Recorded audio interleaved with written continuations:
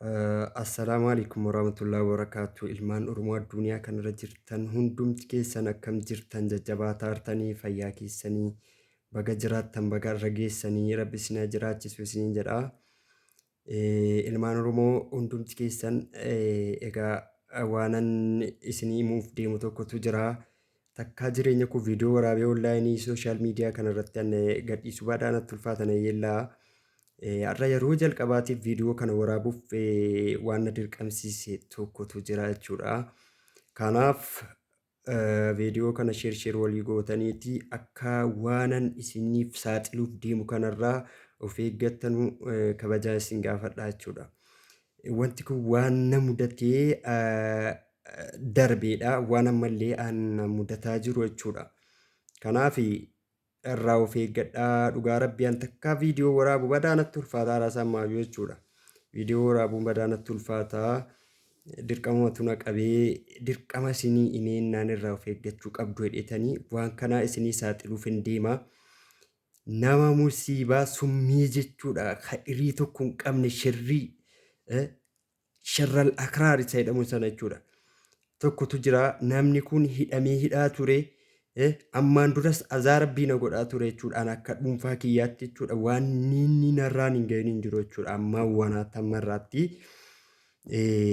na cinqaa ture. Na cinqaa ture azaarabbii keessan ture. Isinis wanti kun qaqqabuu ni mala waan ta'eef irraa of eeggadhaa hidhamteedhaa turte wanti gadhiin baalageen sareen najasaan kun jechuudha. Nama akka kanaan takkaa jireenya kun agarre jechuudha. Nama mortuu gufuu namaa jechuudha. Gufuu ta'ee qoree ta'e kan na dura dhaabbataa turedha jechuudha. Wanti kun irraa akka of eeggattan nama kanarraa jechuudha. Namni kun eenyunni yoo jettan nama nutti dhiyaatu keessaa hin beektan isinis hidhamteedhaa turte kunoo erga hidhaadhaa baate jechuudha. Azaarabbii ammas yeroo isin hidhaa turte boqonnaa gaarii qabna ture gidduudhaan boqonnee turre jechuudha. Hidhamtee hidhaadhaa baatee ammas dheengada akkasumatti yeroo isii fixxee baate nafsiitti nu taphataa jirti jechuudha sarraa kana jechuudha. Namichatti isiniif himuufan deema.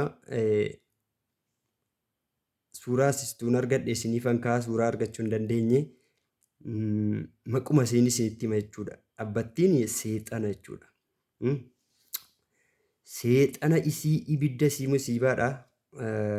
Rabbii nurraa eegu jechuudha. Ramadaana keessa nurraa hidhamtee turte ammas deddeebite kunoo halkan guyyaa jechuudha. Guyyaa lamman kana footoo isa eegasii galarii keessa balleeffame viidiyoo jechuudha. Deebisiidhaan hudhanu qabdeerti jechuudha. Asii kunoo cinqiitti jirra jechuudha. Akkanatti lubbuun nu dhufeera ammas deebinee cinqii sitti galleerraa irraa of eeggadhaa rabbii sina eegu seexanicha musiibaa kanarraa jechuudha. Hedduu dubbannu yuutuubitti anas immoo sabiskiraayib naa godhaatii irree ofiitu illee ofii danda'a kottee ofiitu kokkee ofii danda'a jedhani viidiyoo waraabdu malee sabiskiraayibisii gochuun namni waan hin danda'amne dheenaanan. Dirqama gaa kunoo akkasii nama arrabsi immoo jennaan nama arrabsu sodaadheen seexana arrabsaa jira. Isinis na wajjin arrabsaa inshaallah. Namni seexanaa jaju hin jiru arrabsituun abdiin qaba jechuudha. Akkasiin arrabsitanuu nagaatti gaa viidiyoo waraabuun baay'ee ulfaataadha dhugaa rabbii baay'ee natti cimee jechuudha.